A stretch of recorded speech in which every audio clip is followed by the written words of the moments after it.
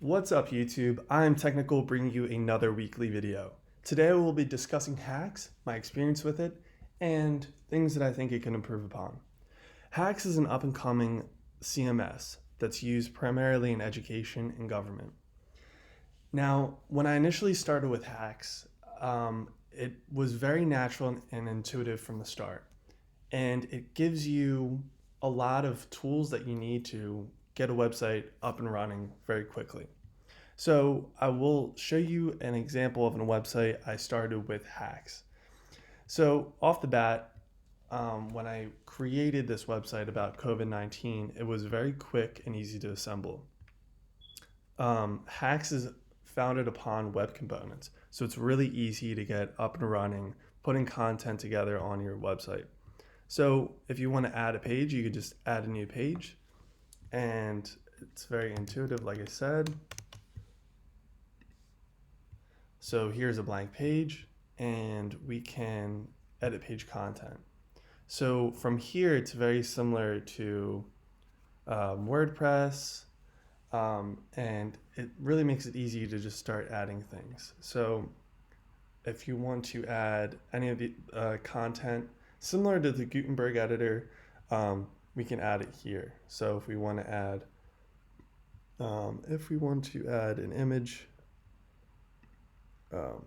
of COVID-19, we can upload a file, and here we have the image. So off the bat, my experience with this is it's very intuitive, like I said. You can control how big you want this to be, where you want it. A lot of this does make sense. We can enter text, COVID-19 graphic. And then similar to the Gutenberg editor, like I said, we can arrange how we want this to be displayed. So it's very intuitive. It's very easy to come up with great looking websites right off the bat. Some of my frustrations with this would be just simple bug issues that I noticed. For example, if I'll create a paragraph up here. So I don't like that immediately whenever I'm typing something in. The first thing that it does is it pushes my most recent work down. I wish that it kind of did it in reverse. I wish this text box came underneath the COVID-19 graphic. So we can say this is a graphic of the virus. And then one of the things that I do like is about when you move this, it highlights the block editor region to be green. That's where it would be placed. But some of it does get a little confusing about where it exactly will be placed. So that makes sense, but sometimes I have issues trying to get it to be in place. But again, I'm sure this will be revised in future edits of the code. I had another recent bug update with inserting images. So when on one of my pages, I think it was this one and other ones, for some reason there is a image that has been stuck, but I guess it's gone now. But on this one, whenever I want to add an image, for example, on this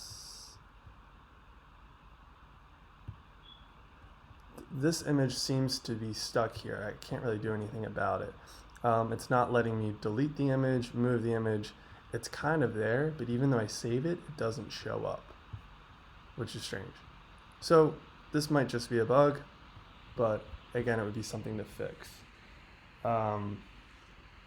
Nothing really took me too long to figure out with HAX CMS. A lot of it does make sense.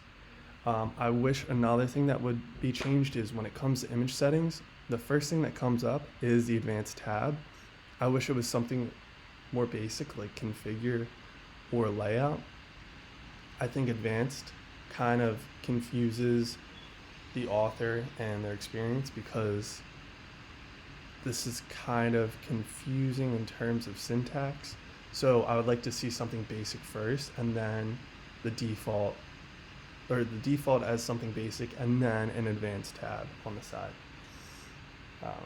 Overall, everything makes sense. I think HAX CMS is the future. I think that this headless authoring experience is the future of web development.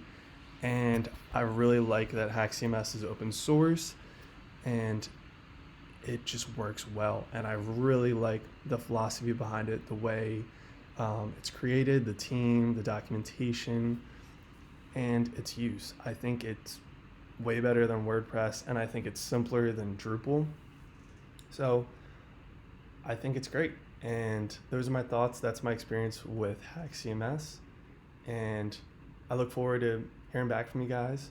So leave a comment below, and I'd be happy to get back to them. So I'll see you guys soon. Take care.